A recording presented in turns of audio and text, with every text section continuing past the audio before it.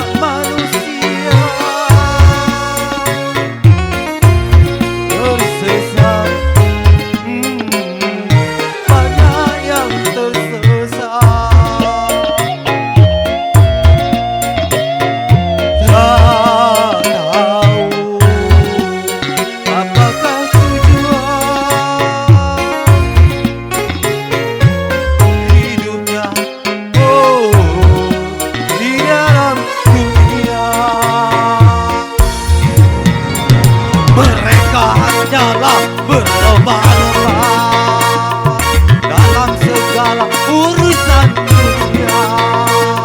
Begitulah mereka selalu.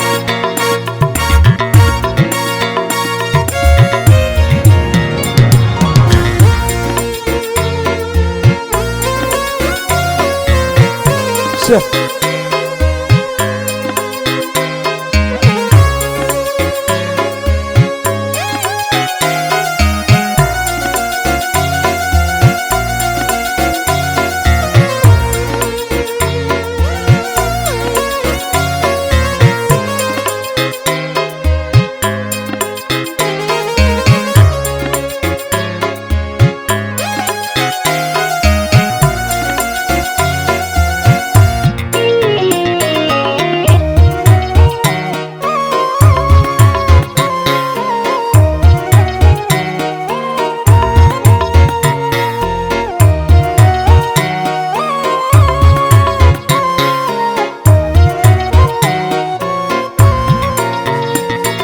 Banyak sudah nabinya yang diturunkan ke dunia untuk mencapaikan risalah pada seluruh manusia.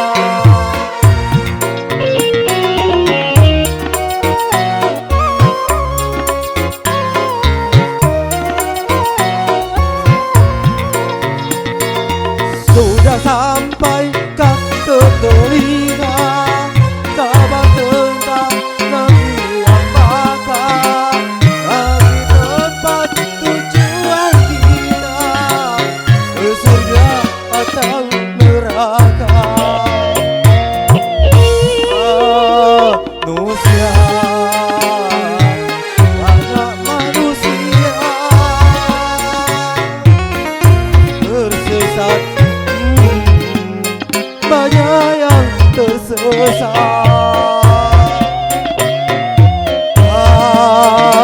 Tahu apakah tujuan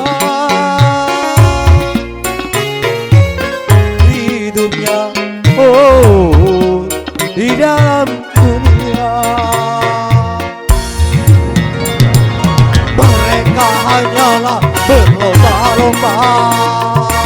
dalam segala urusan dunia.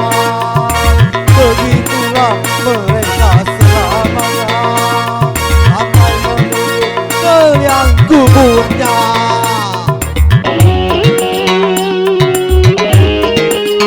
Siap.